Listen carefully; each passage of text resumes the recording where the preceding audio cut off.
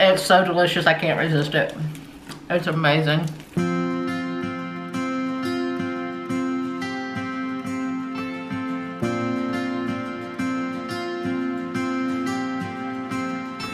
Hey friends, this is Angela from Art of Creation Homestead.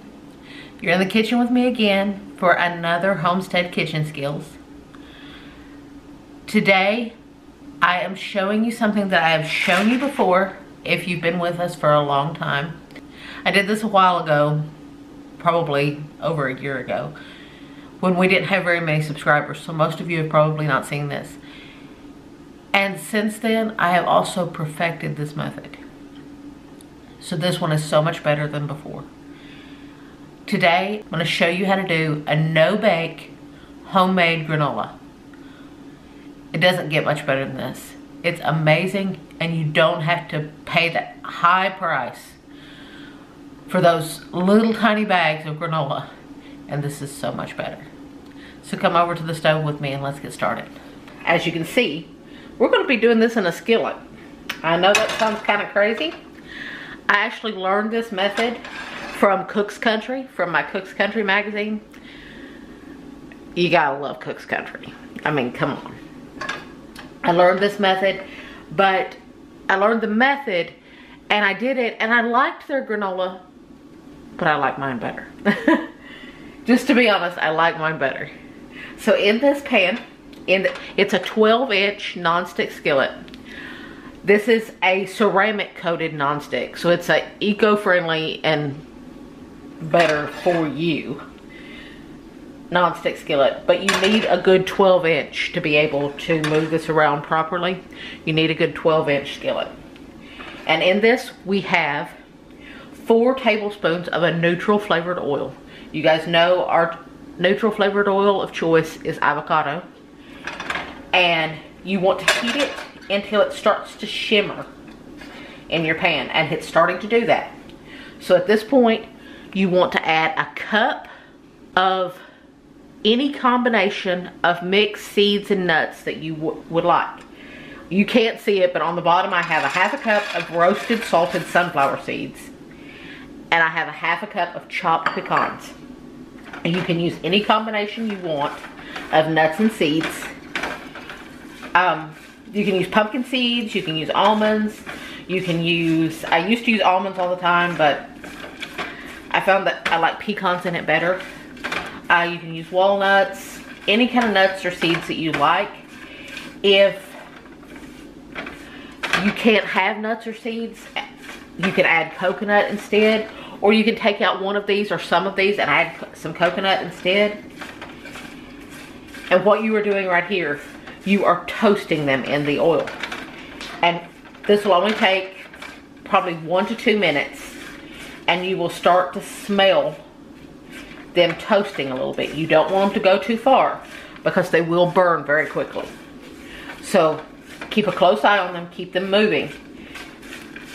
It's only going to take 1 to 2 minutes because I'm already starting to smell them, and they pretty much just hit the pan and I'm already starting to smell them.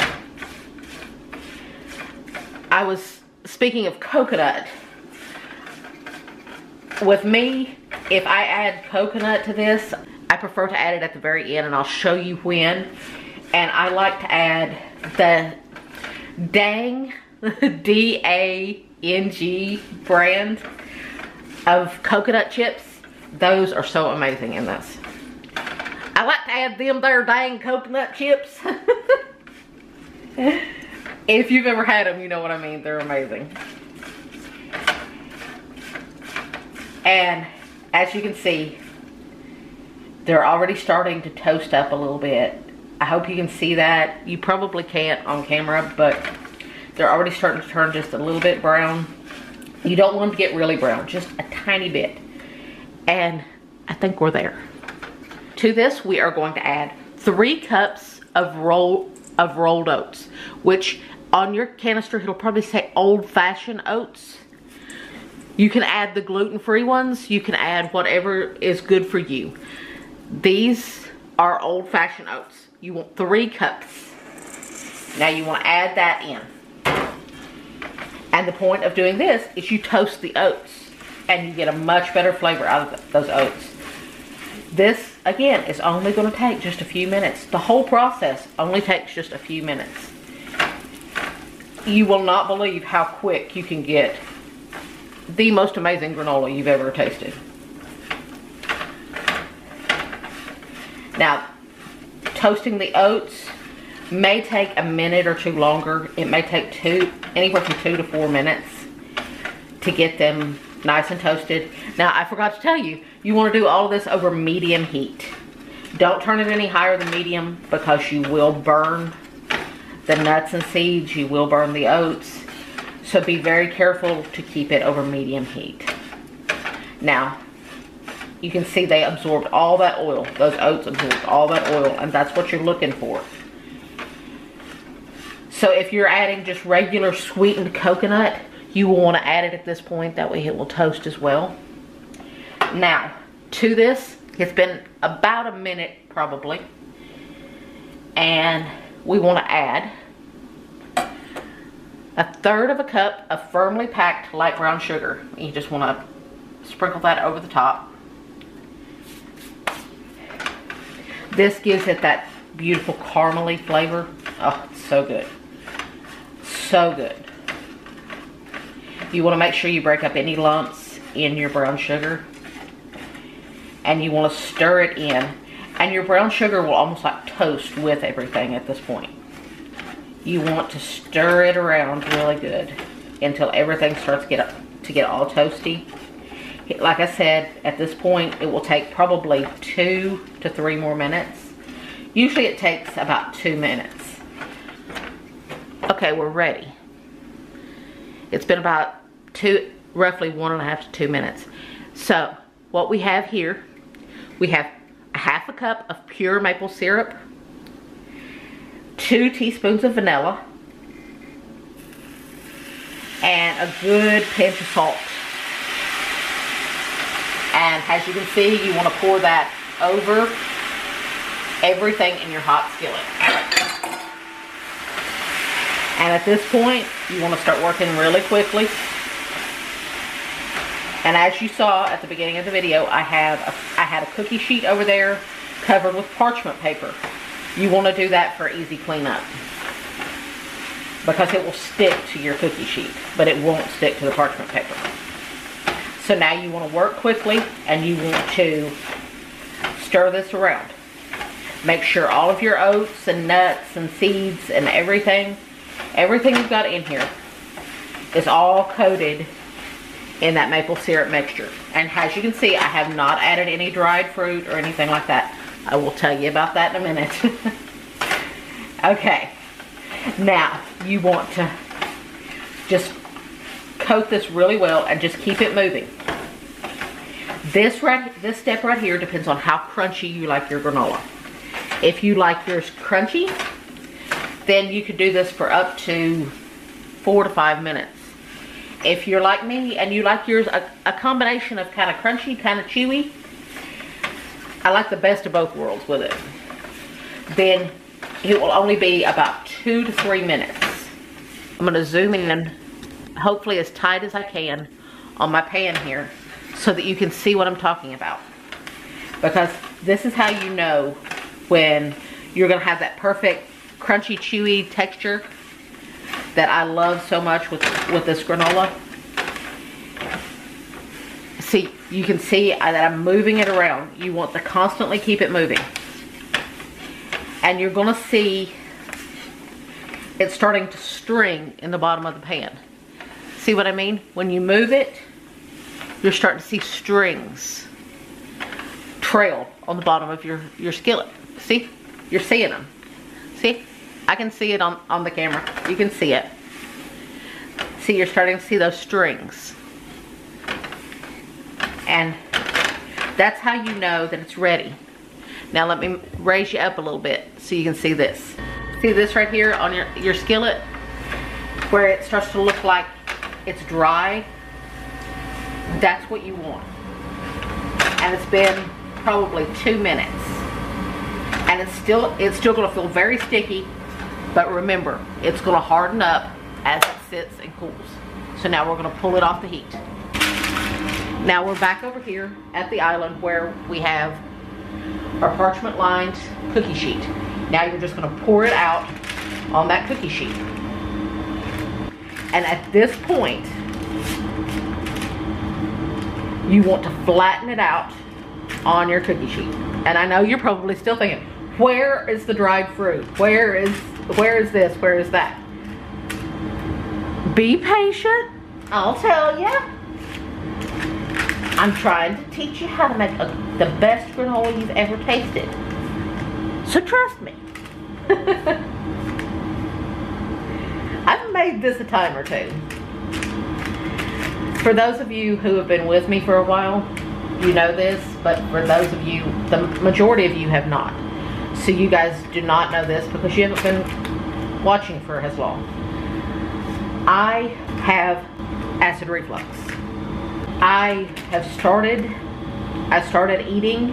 As you can see, I'm just taking a silicone spatula and I'm just patting it down. You want to pat it down really firm.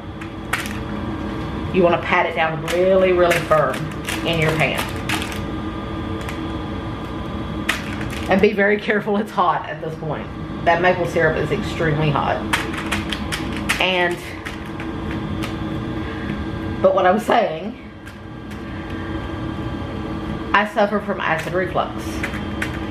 And it got really bad at one point, to the point that I was waking up in the night with a sore throat from acid coming up in my throat. Then I discovered the most wonderful thing in the world, and that was making homemade yogurt. And for pretty much 5 days a week, my breakfast is homemade yogurt, fresh fruit, this beautiful granola, and local raw honey. Or in the winter when I can't get it, a little maple syrup. And that has changed my acid reflux greatly. I mean, I have went from all of those problems with my acid reflux to being able to eat things that I never could eat before. It was a complete game changer for me. So this is part of my healing breakfast, I'll put it that way, because this has really been a game changer, a healer for my gut health. Now you want to let this cool completely. I mean, cool that it will not burn your fingers at all when you touch it. You want to let it cool completely. And at this point, you know, you have it on the cookie sheet. Take it off the cookie sheet because you don't want to gain moisture underneath it. So you want to take it off your cookie sheet at this point. And you want to let it sit here completely cool. And as you can tell, it's cooling very fast because I can already touch it. You want to let it cool completely, and then I'll show you what we do next. Our granola is all nice and cool now. So now we're going to break it up. And you can break it into as big or little chunks as you like. This is where you're going to get those nice chunks of granola instead of the all broken up pieces that you get in those bags. You can break it up as big or as little as you want. See, it's completely cool now that I can handle it easily. I like to do some of mine in bigger chunks, some of them in smaller. That's just what I like to do. And right now you have that perfect, at least perfect for me, chewy, crunchy texture that you get the best of both with it. Because I don't like my granola really hard. I like it chewy and crunchy at the same time. And this is just perfect. It's so delicious, I can't resist it. It's amazing.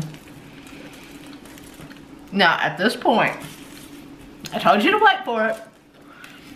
At this point, you can add any add-ins that you want. You can just leave it plain like this, which is what I normally do. Unless I want to add that dang good coconut.